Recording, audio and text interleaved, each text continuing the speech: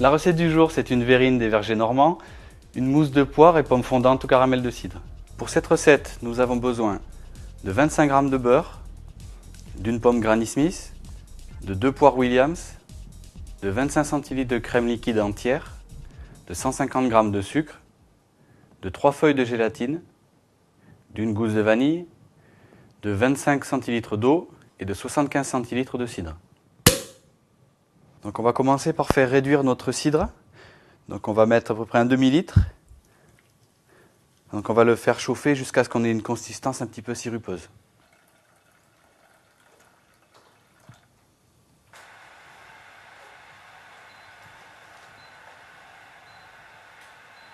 Très important, avant d'utiliser de la gélatine, il faut la faire gonfler dans de l'eau froide, dans laquelle je vais ajouter quelques glaçons par précaution.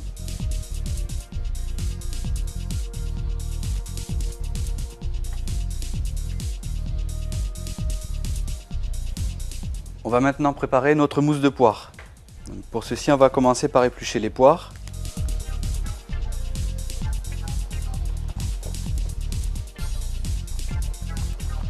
Et maintenant, on va la vider et la découper en morceaux.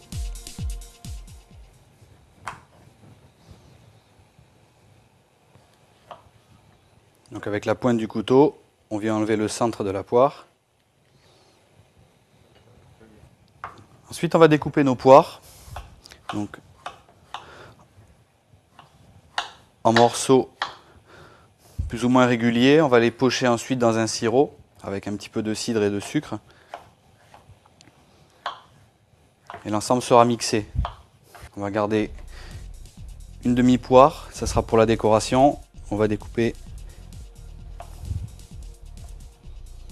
des petites lamelles.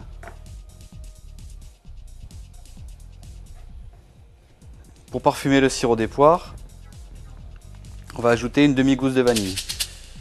On ne va pas la découper en deux, tout simplement pour qu'elle conserve les graines à l'intérieur. On va maintenant réaliser notre sirop pour pocher nos poires. Je vais ajouter d'eau,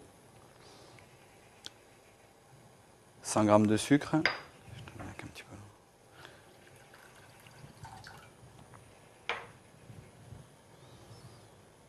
On va ajouter la demi-gousse de vanille. Dès que le sirop est à ébullition, on plonge les poires à l'intérieur et on laisse cuire environ 10 à 15 minutes. Pour la réalisation du sirop, je donne un petit coup de fouet dans la casserole pour bien dissoudre le sucre dans l'eau. Le sirop est à ébullition, on va pouvoir ajouter nos poires.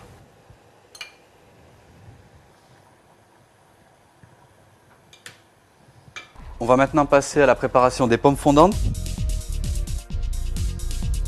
Pour ceci, on va commencer par éplucher la pomme Granny.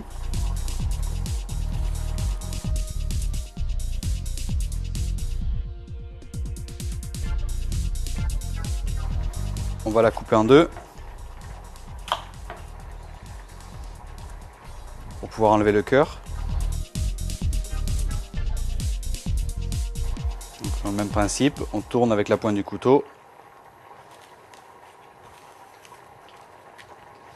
Pas trop en enlever. On va maintenant découper nos pommes. Donc, pour commencer, on fait des petits quartiers. On va maintenant réaliser la cuisson des pommes. Donc, on va faire chauffer une poêle avec un revêtement anti-adhésif dans laquelle on va venir déposer une petite cuillère de beurre. Quand le beurre mousse et prend une couleur noisette, on vient déposer nos pommes à l'intérieur. Il faut baisser un petit peu le feu de façon à ce que le beurre ne brûle pas.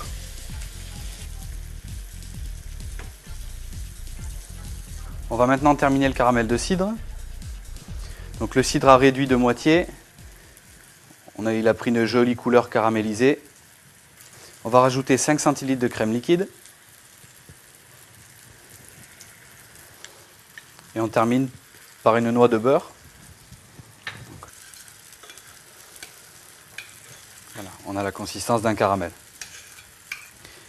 Quand on a une coloration sur la pomme, on peut retourner la pomme. Alors très important quand on fait caraméliser des pommes, il faut mettre le sucre après la coloration de la pomme. Sinon la pomme va dégorger son eau et on va obtenir une compote. Quand les pommes sont colorées des deux côtés, je vais ajouter mes 50 g de sucre que je viens saupoudrer dessus. Je vais retourner les pommes de nouveau, de façon à ce que le sucre soit bien en contact avec la surface de la poêle. Quand le sucre est dissous, qu'il commence à caraméliser, je vais pouvoir déglacer avec le cidre qui me reste. On va laisser cuire jusqu'à ce que les pommes réabsorbent le cidre. Pour réaliser notre mousse de poire, nous avons besoin de crème battue. Donc on va prendre un saladier qu'on va déposer à l'intérieur d'un autre saladier qui contient de l'eau et des glaçons. Très important pour monter de la crème, il faut que celle-ci soit très froide.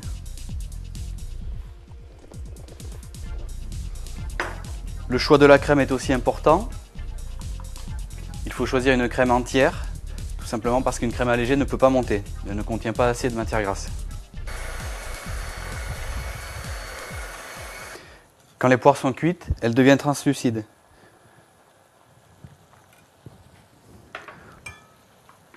On va maintenant les mixer.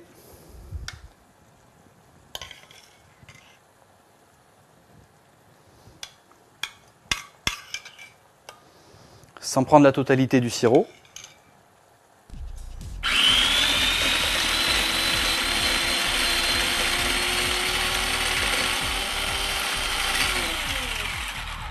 On va maintenant retirer la gousse de vanille du sirop. Le sirop est encore chaud, on va maintenant le coller à la gélatine. C'est-à-dire qu'on va insérer la gélatine. Pour utiliser la gélatine, très important, une fois qu'elle est gonflée, elle s'est ramollie, il faut bien la presser pour évacuer l'eau. Voilà. Ces feuilles de gélatine, on vient les déposer dans le sirop.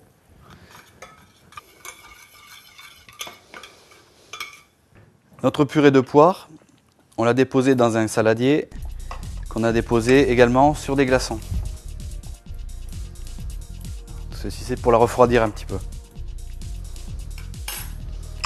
À l'intérieur, on vient ajouter le sirop qui est collé à la gélatine.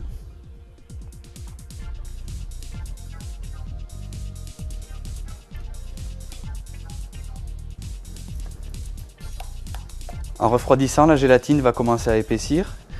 Quand le mélange est pratiquement froid, on va pouvoir incorporer délicatement la crème montée. On commence par prendre une petite quantité de crème qu'on incorpore vigoureusement dans le mélange. Ça va permettre au mélange d'être un petit peu plus liquide. On ajoute en une seule fois le reste de la crème montée et on mélange délicatement pour ne pas faire retomber celle-ci. Tous les éléments de notre dessert sont terminés, on va pouvoir passer au dressage de la verrine. J'ai choisi une verrine assez évasée et transparente pour qu'on puisse bien voir toutes les couches du dessert. Au fond de la verrine, on vient déposer quelques pommes caramélisées. Par-dessus, on vient ajouter notre mousse de poire. On va rajouter quelques pommes caramélisées.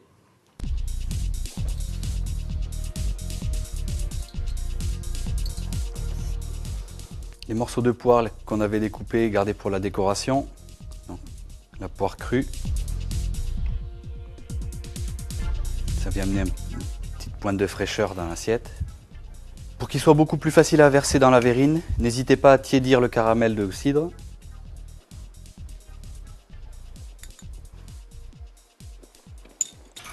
Et on peut terminer la décoration avec la petite gousse de vanille qu'on avait mis pour cuire le sirop des poires.